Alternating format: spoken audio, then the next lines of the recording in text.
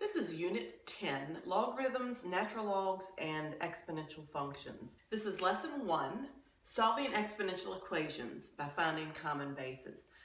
We're going to move into logs as we move through the chapter. So far, you can only solve exponential equations if the base numbers are the same, or if you can get the base numbers the same.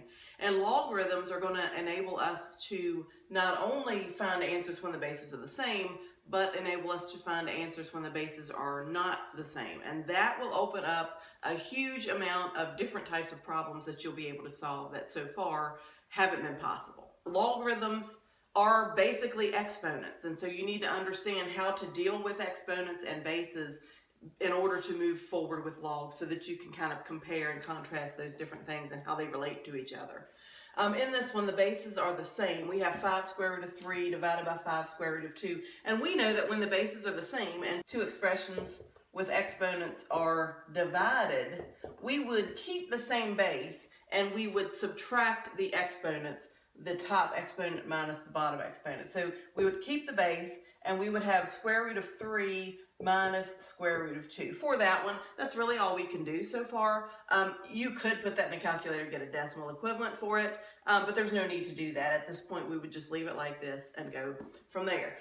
With this one, the base is 6. We've got square root of 5.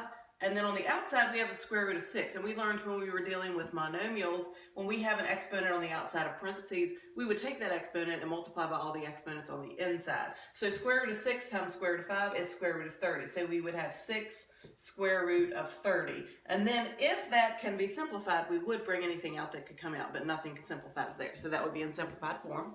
For this one, with the base is 2, we take the base. When we have a multiplication and the bases are the same, and we have exponents, we would keep the base and we would add the exponents together. So we have square root of 2 plus square root of 8. And then we would have to simplify that expression that is our exponent.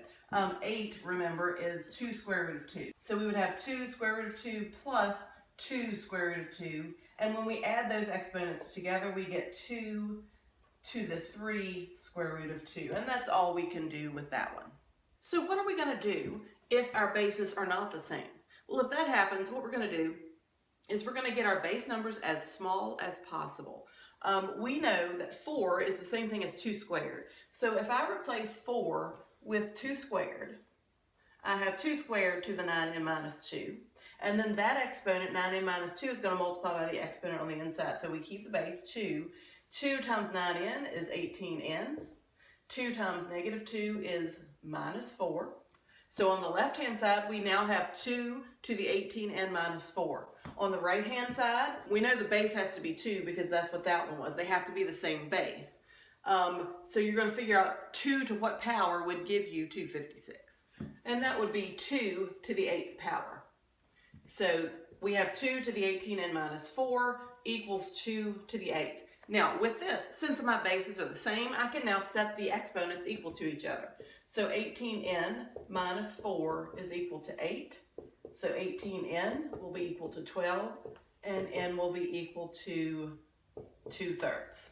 And that's what we needed to do. The directions will be to find whatever the variable is. This has a base of 3. I know I can get 9 to a base of 3. 9 is the same thing as 3 squared.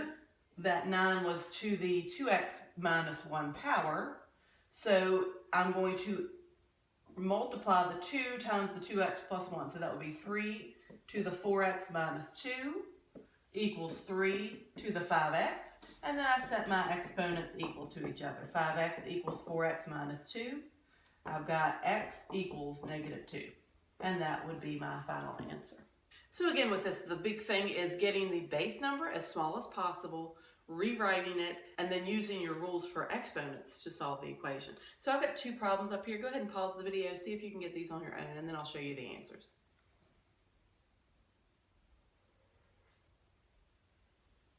So here are the answers.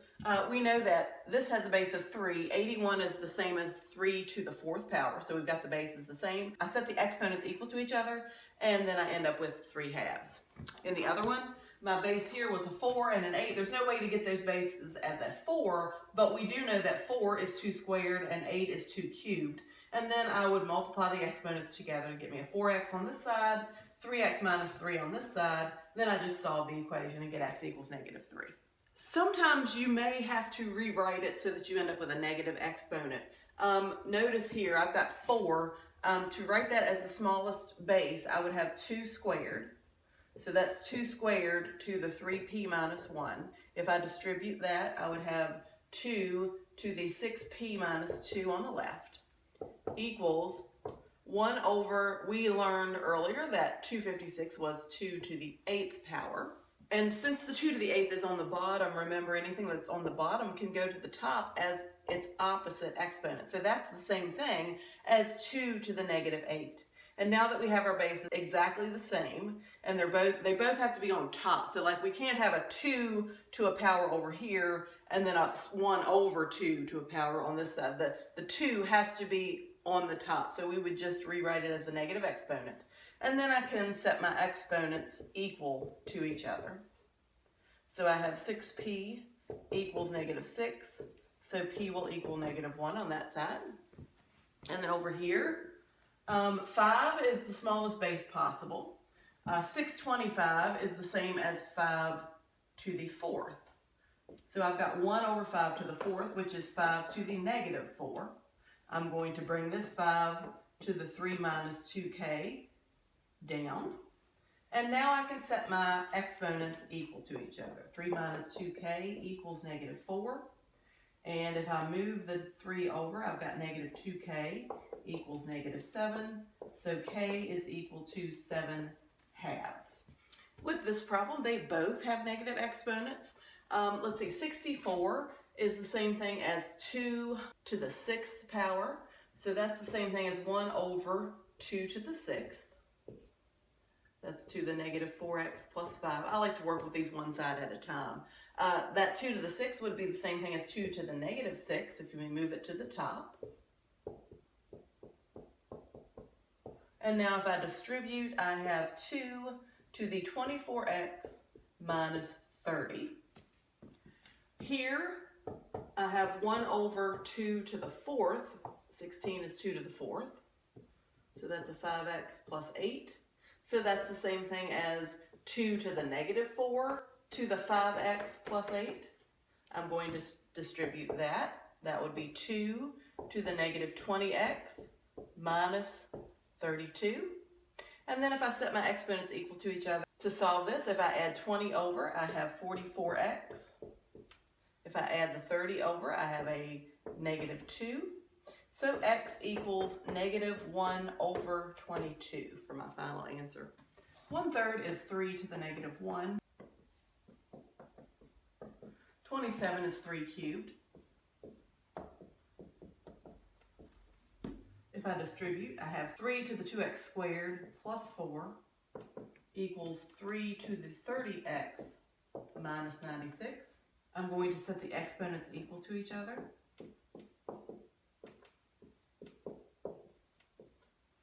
This is going to require factoring in order to solve, so I'm going to move everything to the other side and get it equal to 0 because I have to do that before I can factor.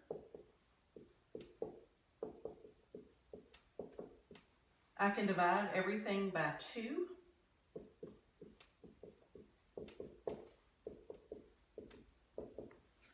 And then I'm going to try to solve, are there factors of 50 that add to give you 15? Yes, 10 and 5.